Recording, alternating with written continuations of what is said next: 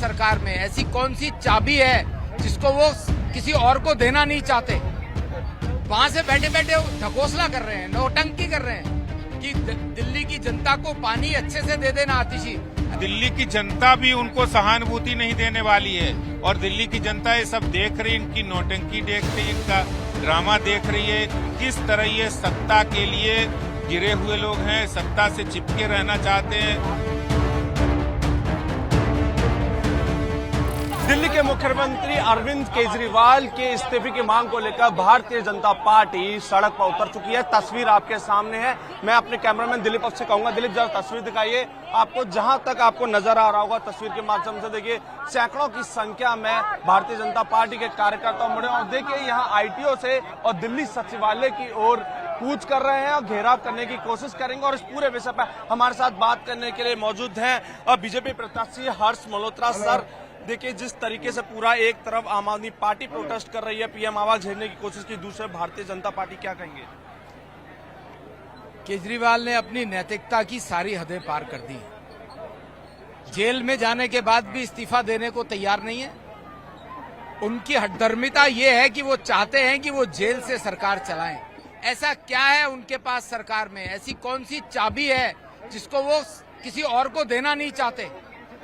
वहां से बैठे बैठे ढकोसला कर रहे हैं, नौटंकी कर रहे हैं कि दिल्ली की जनता को पानी अच्छे से दे देना आतिशी। अरे आतिशी जल मंत्री है, दे देगी पानी। पिछले 10 साल में नहीं दिया तो अब नहीं दोगे तो क्या हो जाएगा? आज सौरभ भारद्वाज ने भी पीसी की मोहल्ला क्लिनिक की बात की। आज ही उनको मोहल्ला क्लिनिक और पानी याद आ रहा है। 10 साल से याद नहीं आए। कोविड में मोहल्ला क्लिनिक याद नहीं आया इन्हें?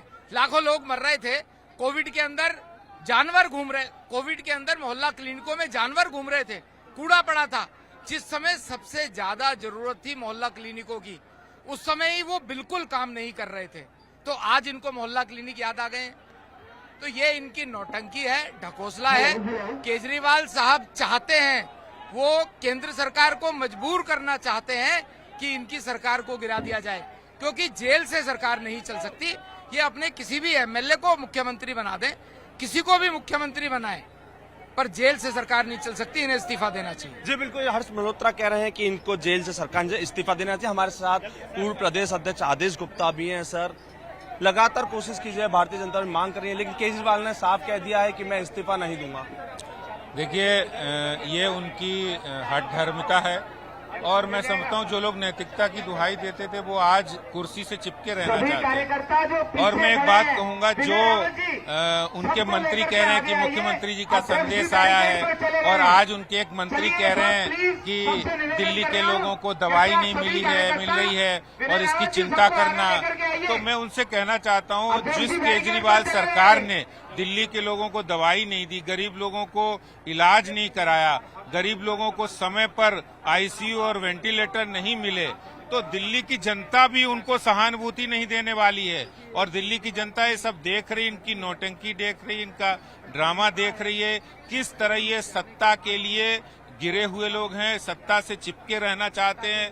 भ्रष्टाचार अगर इन्होंने नहीं किया तो कोर्ट के अंदर मामला था, किसी कोर्ट ने जाकर इनको जमानत नहीं दी, तब जाकर इनको जेल में भेजा गया। सर, हमने देखा शुरुआत में शराब नीति पर आपने ही शुरुआत की थी, प्रदर्शन की, आपने मुद्दा काफी उठाया था, जो अब ये स्थिति आ गई, अरविंद केजरीवाल ईडी की गिरफ्त में जेल में पहुंच चुके हैं। लेकिन एक चीज है कि सर, एक सवाल उठता है कि आतिशी के पास लेटर बोलती कि अरविंद केजरीवाल लेटर लिया, सौरभ भारद्वाज बोलते हमने लेटर लिखा है। सिरसा ने एक तरह से उन्होंने ईडी और एलजी को भी पत्र लिखा है कि क्या पॉसिबल है ईडी में 28 तारीख का रिमांड पर और उस पर वो लेटर कैसे लिख सकते हैं अरविंद केजरीवाल? क्या ये फेक थे?